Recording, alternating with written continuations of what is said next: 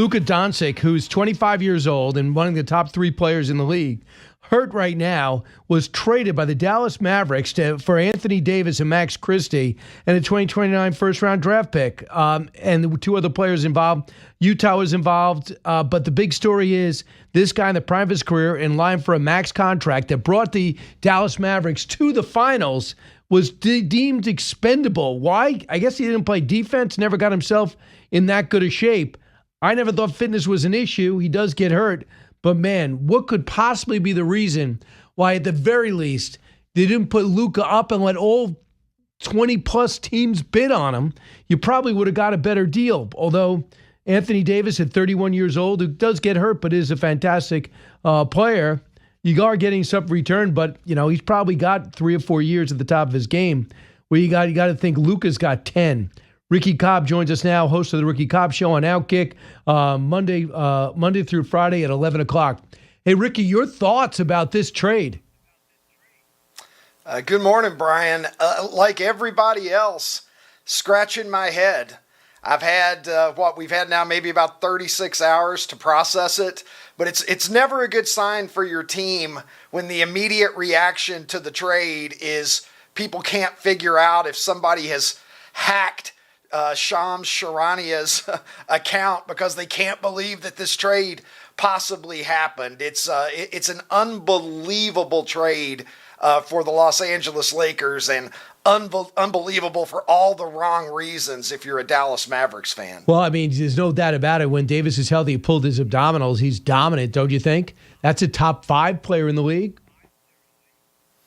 Yeah, I mean, look, Luka is easily a top 5 property in the league, and how you could move him without letting the league know, as you said, Brian, if you have a commodity like that and you're going to make a decision that you are going to divert from a path of building around this guy for the next decade, a guy who took you to a Western Conference championship last year, first team NBA All-Star multiple times over, as you said, just about to turn 26, heading into the prime of his career, to not consider what other teams might offer you seems to be malpractice. I guess people are upset. Luka is also very popular locally.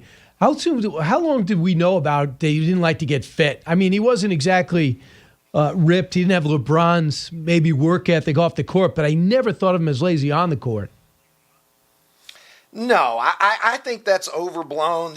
All of the memes that you see about he's fat and all of that stuff. Look, I mean, he may not be ripped like some of the guys that you see in the league, but I would think, if his physical condition were a problem, I think we would see it manifested in his performance. And when the guy's on the court, there's nobody else quite like him. So I think that's completely overblown. I really don't understand it, Brian, to tell you the truth. I'm like everybody else. I'm sitting here trying to put the pieces together, trying to squint at this and see an angle from which it makes some sense for Dallas, but I really can't do it. What about not telling LeBron James it was going to happen? He's basically made them draft his son, who's clearly not ready for the NBA. I don't even think he's an outstanding college player.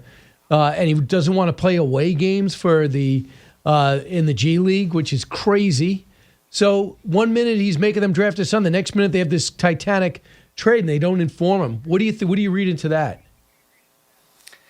It's interesting. LeBron just turned 40 years old at the end of last year. Does he have the ability to play in the league at an elite level for another 3 or 4 years? No, if he does, no way. he's going to be in uncharted waters. We've never seen a guy 40 years old play at this level before now anyway. Now, look, it's great for the Lakers' long-term outlook to get Luka. They're going to lock him up, and they're going to build around him. In the short term, if you're LeBron and you're trying to win a championship, look, I don't think that they were strong contenders with AD. I don't think that they're strong contenders with Luka. They may actually be a little worse with Luka because they're going to need to get a big now to replace AD if they want to challenge for championships. So I don't know. Does this mean LeBron is going to maybe stick around a little longer than he was planning to now that he's got a guy like Luka? They can add a piece or two, and who knows? But in the short term, I don't think that this is going to be doing LeBron any favors if he's trying to win a championship in the next couple of years. Right. Let's see him get healthy. They're both not ready to play right now. We'll see what happens. All right. So let's talk about this. The Chiefs and rematch with the Eagles. This is the last play. Kansas City tied at 29. Cut 54. Butker from 35, dead center. And they can call it a three-peat. We know that has been trademarked by Pat Riley.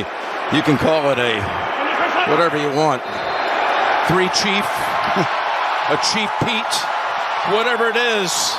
They're about to head to New Orleans to explore the opportunity to reach a level that's never been seen before, Tony, in the history of the NFL. So they're looking to make history. Ricky, will they?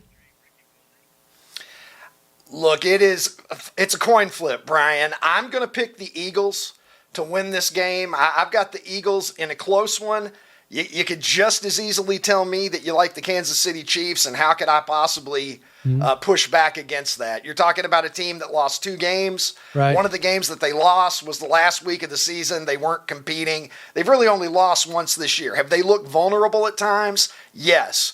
But this is the time of the year. Obviously, 3 championships. This is their 5th Super Bowl appearance in the last 6 years. January and February is Kansas City Chiefs time. So I certainly expect that they'll show up. So Boomer Esiason was on with me Saturday night, and here's what he told me about how the league has changed from taking a knee to now doing the Trump dance. I'm certainly more optimistic. There's no question about that. You see that flag that sits over my shoulder in this shot. My uncle was on the USS Nevada during Pearl Harbor. My father spent 16 grueling months in Europe during World War II. I was raised a patriot. I've always believed in our flag. I've always believed in our country, the sanctity of our country. I'm so happy to see that players around the league are coming around. I do believe that, they believe in a meritocracy. Your thoughts about where the league is at now, from taking a knee to now proud of the national anthem? Look, I think it's a breath of fresh air that we're having in this country right now, and we're certainly seeing it reflected in professional sports. It's cool again. You can look around a little bit and exhale and realize that it's cool again to love America, that there's nothing wrong with that we can be proud of our country again. Right. And we don't have to spend all of our time grousing and complaining about injustices and perceived injustices. Look, we all want to live in the best society possible, but I think all of us have had a little too much of the era of complaints about America superseding what we love about this country. All right, you follow Ricky Cobb on Outkick. He airs every day. He airs every day live at 11 o'clock. You could also follow him at Super 70 Sports. Thanks for joining us, Ricky. Appreciate it. My pleasure. Let the hype begin for the Fox Super Bowl on Sunday in New Orleans.